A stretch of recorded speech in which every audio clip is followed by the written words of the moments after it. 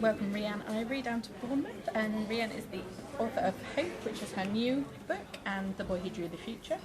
And we're gonna talk mainly about Hope today, but then we'll touch on The Boy Who Drew the Future at the end. So, can you give us the elevator pitch for Hope? Yes. Okay. So, a girl who has spent her whole life thinking that she's going to be an actress, who's been in every play and every youth theatre group she can get her hands on, gets down to her sort of final audition in Dublin at a drama school, and is absolutely convinced that she's got it, she's going to get in there. And she doesn't, she fails her singing audition and really makes a big mess of it, and is sent home. And her mum has said, if you don't get into this drama school, she's tried lots of others, you need to call it a day, that needs to be it, you need to come up with a plan B. And she has no plan B. This is what she's dreamt of her whole life, and as far as she's concerned, there isn't an alternative version. She doesn't want to do anything else.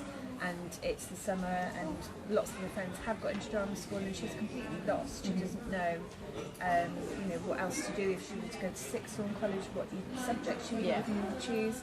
And she kind of thinks that she's going to spend the summer sulking, and her mum says, no, you're coming to work with me. And unfortunately for Hope, her mum works in a hospital, and hospital's the last place she wants to be.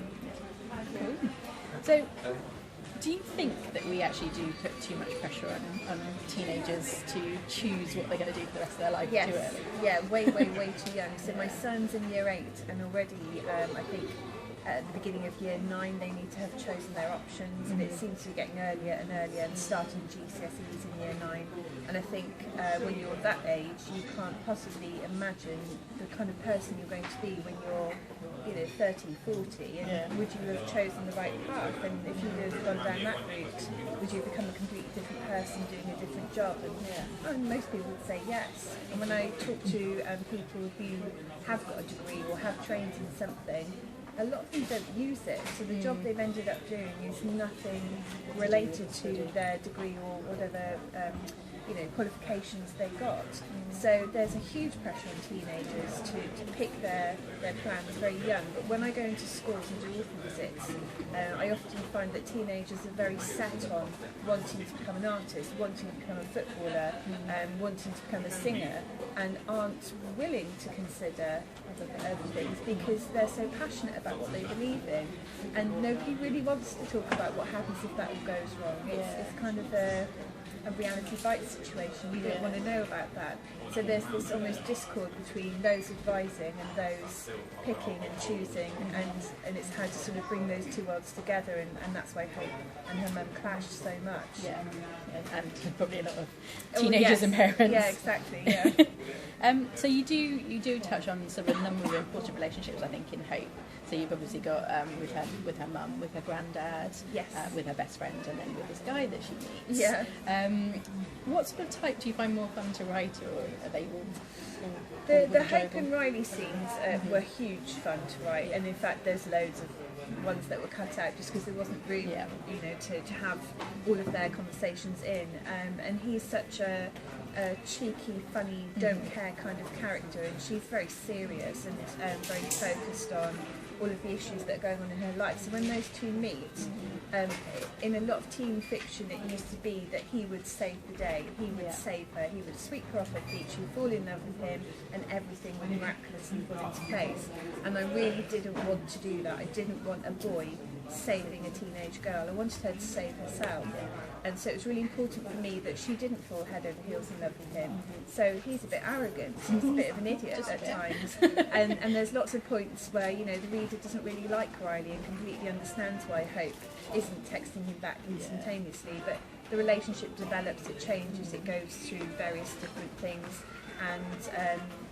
and it becomes something a little bit stronger than it was perhaps at the beginning. So it's a huge important relationship for her, but it's not the determining factor in how she resolves her predicament. She very much stands on her own 2 feet and does her own thing, and he's kind of a background supporting character, but with a lot to say. A lot. And he calls her harsh Hope. He does, He's very brutal and honest with her, and a lot of people aren't like that. When they're trying to get into a relationship with someone, who clearly has feelings for her, a lot of the time you're a bit fake. And I like the fact that he's completely honest and doesn't you know, try Doesn't and sugarcoat.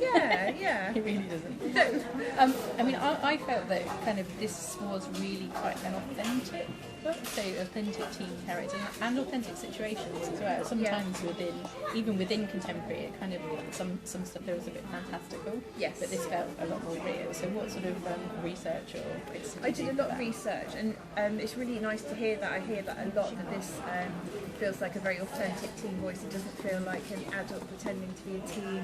And for me, I mean, this is a question publishers ask you all the time when you're pitching a novel is, what age do you remember being the most as an adult? And for me, it's 14, 15, 16. It's that age when, for me, a lot of things happened and I wasn't in a good place. And you know, I had plan A's with no plan B's, and there are similarities between me and Hope in that sense. And the majority of teenage girls I meet when I do author visits are in that place as well. And I got asked over and over and over, please will I write about periods? And why is there no coverage of periods in teenage fiction? And so I knew I wanted that in there. And I think that brings a level of authenticity because lots of the girls are saying no one writes about going to the toilet either. You know, how and when do people go to the toilet in teen fiction? Why isn't that included? And so it's just trying to bring all of those realities in and normal teenage life, which sometimes is really boring and dull, in addition to whatever angst you've got going on, and sort of balancing all of those issues. So for Hope, I did do a lot of research. I wasn't intending to write this kind of book at all. I thought it was a much more straightforward story, but she crept into my head and her story unravelled, and it became much more complex as I went along. And once I had met singing medicine, I knew I needed to do a lot of research to get that aspect of it right. And then that led to organ donation research, and that led to diabetes research and burns victims, and it just went like this. And at one point it was there was another 60,000 words to the book. Right. And so my editor said, Rhian, stop writing. Stop it. This is going to become some massive trilogy or something you need to cut. And that was really hard because, you know, there's so much of this story that I wanted to pack into one book. So stripping it back meant taking out quite a bit of that research actually. So it's selecting the right bits. So obviously as an occupational therapist at the day job, I was really interested in the singing medicine thing. Can you explain to us what singing medicine people keep tweeting me saying, have you made this up? Does no, singing medicine it's exist? real, isn't it? So I have to keep, you know, directing them to them. So I was watching Children in Need, and singing medicine were on, and they were in Birmingham Children's Hospital, and they were going and doing singing therapy with patients, and I just thought, this is amazing, I need to know more about them. And so I met with the CEO, and we got on really well, and she started telling me more and more and invited me in, and I shadowed them and watched them do their job, and went around with my notebook and made notes and interviewed lots of them. And felt a bit unsure like Hope did.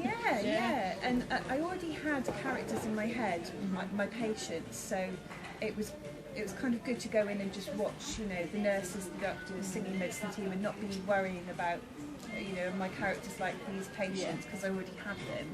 But it was all of the procedures that I needed the notes on, and I remember my editor saying, you know, you need to stop writing about them washing their hands. You keep mentioning them washing their hands in the cleaning shower. We've got it. They do that. We know they're clean. So there was a lot of research, and once I worked out that she had PMDD, I had to then go and research that as well. So I've got, you know, A4 hardback blue books full of paper notes, and maybe like 20% of that's in the book. I mean, obviously you mentioned PMDD, and that's something that I kind of picked out, which for those that don't know, I'm going to try and say it, is premenstrual dysphoric disorder. So it's kind of like an expanded version of PMD, where people get quite angry, irrationally angry. It's not that it's irrationally angry, it's that you almost lose your reasoning abilities and capabilities, so that your reactions to things aren't as they would be on other weeks of the month. And it's almost a bit like Jekyll and Hyde. That's simplifying it a little bit. And it's a condition that's often misdiagnosed as bipolar as well. Lots of women are not diagnosed with it at all because they're not aware of it, so they struggle, and they just think that they almost not coping with their menstrual cycle, and it's something that's wrong with them, and that they have worse PMS or PMT than others, but it's probably not that. It probably is PMDD, which requires a completely different form of treatment. So I felt it was really important to raise awareness, particularly in young girls who might have it and not be aware of what it is, because I'd never heard of it before either. And since writing this, I've had so many girls message me saying, I've made an appointment to see my GP, I've talked to my mum coming with me, that sounds like me, I've never heard of that, thank you for writing about it. And the reaction to this book has been so different to Boy in terms of personal stories and girls, you know, messaging me on my Facebook page, tweeting me, that kind of thing. I've never had that before. Almost sharing their story with me, which is a huge responsibility and a huge privilege as a writer, because I'm a complete stranger to them. That her and what she goes through has made them, you know, something's triggered in them, and that helps them, you know, get help, get treatment. Fantastic. Definitely. I mean, I think it's really, really important that girls have that discussion around periods, because they are a monthly thing, they're a natural thing, but that doesn't mean that everything that happens around them is natural. No, exactly. And quite often in school, someone was saying this at a book thing I did last night, that school quite often deal with the science side and the mechanics of menstruation and periods, but they don't deal with the emotional side. And then you're lost then, unless you have got people who can talk to you around you. It's quite an isolating thing, particularly if you're experiencing it in a different way to your best friend or your circle of friends. And I think that's what a lot of people have been coming to me and telling me. I felt so lonely. I thought it was just me. It's not just me. Thank goodness. I thought there was something wrong with me. I remember going to the nurse's office and having a hot water bottle in for like the first few months of my period when I was a teenager. It's a shock, isn't it? You know, you're told about it at school and, you know, maybe even at home, but the physical reality of it is, it's almost a bit like giving birth. No one can really prepare you for it until you're doing it, and then you're in it then, aren't you? Yeah, exactly. So last sort of thing on hope. So what are your top 5 tips for finding hope in our troubled world at the moment? Well, sometimes I think it's turning off the news and getting out that 24/7 news cycle and having a break from it, because I definitely found in the run-up to the American presidential election that I was obsessed. I was just drawn into the news so much and so angry about Donald Trump and what he was doing. And then once he was elected, then I was horrified and couldn't stop watching it, because it felt like a bad film, and I wanted, you know, almost the hero to come in and Hillary to, you know, kick him out. So I think sometimes you just need to switch off and you know, put your tablet away, turn your phone off, and, you know, leave social media behind, and just do something normal, you know, talk to your friends, see your family, that kind of thing. I think that can bring you a sense of hope, because a lot of it is out of the realm of capability and controllability as well. You know, you can't control the news and the big things that are happening in the world, but sort of the polar view to that would be to get involved with something so that you can make your small change. So for example, singing medicine, you know, getting involved with them has made me feel like I'm, you know, a tiny little part of something big and good, something that's really good. You know, it's a force for good, singing medicine, and that brings me hope, and I see the parents and the hope on their face when singing medicine walk into a ward. So getting involved with something that makes you feel positive is definitely a good way to feel hopeful and make a change as well. I've been involved with the Harry Potter Alliance in the past. So it's like social activism, sort of linking to stories, similar kind of thing. Powerless, isn't it? It makes you feel like you can do something about the world, and you can get involved with something and bring about a sense of change, which makes you feel hopeful. Exactly, and also just doing nice stuff. So like, I will admit, I will admit, for example, the other day I knocked somebody's wing mirror. And it's so easy just to drive away. But I didn't. I couldn't find a piece of paper. I had to find a car ticket. I left a little note with my number. I was like, oh God, please don't be like loads of money. Didn't hear anything for a few days, and then a few days later I got a really nice phone call just saying, thank you very much, I'm not worried about it, but thank you for leaving me a note. And it's kind of like, that kind of made me feel hopeful that I'd done the right thing. And so those sort of nice little things we can do. Really tiny things. I think kindness is massively underestimated, and that's probably the thing that matters to me the most, being kind. And, if you find a fiver on the floor, just have a look around and see if someone's, obviously dropped it. It's small stuff like that that you wouldn't think would make a difference, but leaving that note, that will have really made that person's night because you did something nice. Somebody knocked my car here a couple of minutes ago and didn't leave. And didn't even that's kind of why I then. Well, karma. Yeah, exactly. So, so The Boy Who Drew the Future was your first book. It's actually my fourth. Is it your book? No, it's my fifth. I've lost count. Gosh, sorry, I missed that one. I've published 4 books under my maiden name, which is Rhian Tracy, and my publisher was Bloomsbury. Then I got married a little bit later, and I switched publishers, and my children wanted their surname on the cover, and so I switched to Ivory. So it is a bit confusing. Some people think Hope's my second book. It's actually my sixth. Crikey. So, well, this might change the question slightly. Okay. I mean, so Hope was obviously a contemporary, yes, and then Boy has sort of historical and slight fantasy elements in. So what was the different process of writing those? And what are your other books? So the first 4 are all contemporary. Right. So When Ireland Meets Luke Meets Ireland was my first, and there's a sequel to that. Then the third one's called The Bad Girls Club, which is about 4 girls who are forced to form a book club, and they have to review books on the radio live. So they can't get out reading them, and they hate reading. None of them are book fans, but they're being sort of punished by school or home, and instead of having a detention, they're made to form this book club because the school can see it will do them good, and they start to find the books that they're reviewing help them with issues in their own lives. So one of the books the girls review is The Diary of Anne Frank. One of my characters, her heritage is that her mum is Jewish, so she starts to understand a little bit more about that through reading The Diary of Anne Frank. And there's various other books in there. Judy Blume, Forever's in there, so they review that. And so all those topics come up, and towards the end of the book, they actually really want to stay on the radio and keep reviewing these books. But it was only for a year, And then the 4th one is called True Colours, and it's about synesthesia. So it's a girl who sees colour, and she starts to see auras around people, and she can predict what mood they're in, and if they're lying to her by asking them questions, because the aura will tell them something different. She goes to see a fortune teller, and her mum's keeping a big secret from her, and she uncovers what the secret is, and wishes she'd never ever gone to see the fortune teller. We were just looking at the lovely map. They're all actually, this Bad Girls Club's got 4 narrators, so it's quite complex in that sense for me as a writer.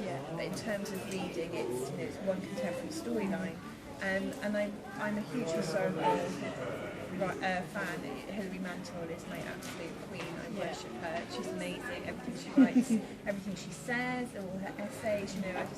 I can't respect her enough.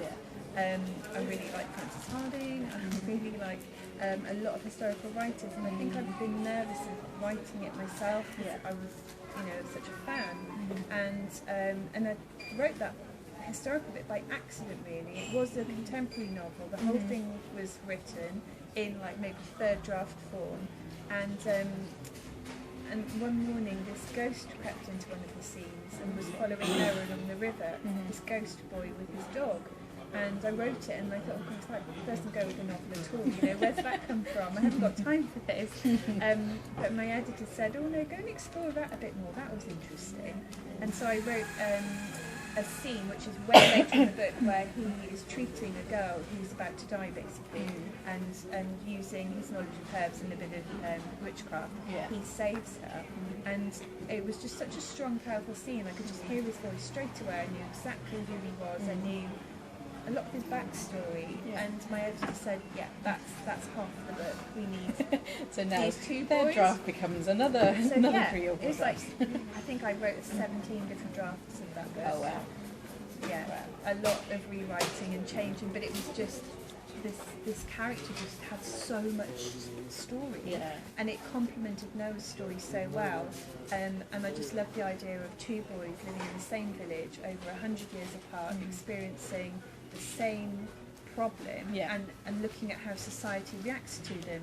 And it's really interesting being on Twitter, because quite often you get trolling going on, and it's almost like witches and witchcraft hasn't gone away. People calling each other out and accusing each other of things and attacking each other and pointing the finger, and it's in a different form. So I just thought, about Noah, although he wouldn't be taken down to the river, and if you wanted to, in 1865, you could accuse me of witchcraft, and you could drag me down to the river, and you could have me swum. That can't happen to Noah, but at the same time, he can be attacked, he can be handed out to the schools he's in because he's different, because he isn't your average normal teenage boy, whatever average teenage normal is supposed to look like. So it just grew, and just became this part historical, part supernatural, part fantasy. My editor said, "You've got everything in this book. It's so hard to write the blurb because what do I leave out?" But I didn't set out to do that. It was a contemporary story like all my others. But things happen. Cool. So what's next? Right. So I'm not allowed to say the title or the content of the next book because there's an announcement coming up in the bookseller. But it's coming out in autumn 2018, and it's like nothing else I've written. And it draws on something that I couldn't get enough of as a child, as a young reader. And I wish I could say the key words which would explain what it is, but I'm not allowed to.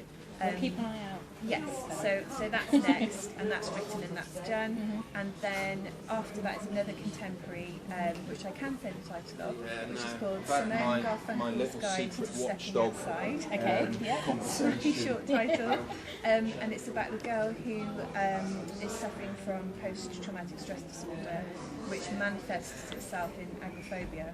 So the story starts with her inside her house, unable to go outside, and music triggers what happened to her. So throughout the book you get these triggers which reveal, the next chunk of what happened on that particular day. And I think that's probably all I'm allowed to say about that. And then after that is another contemporary, which is my love letter to Little Women. So I love that. I've written about maybe 6,000 words that I've planned it all out, so I know where it's going, and I'm itching to get to that, but I need to finish. Is that what you wanted to write on the train on the way up? It's just been in my head for quite a few years, and I know the characters, I know exactly what I'm going to do with them. It's finding the time to do it when So we're going to have something for you in the next 3 years or so?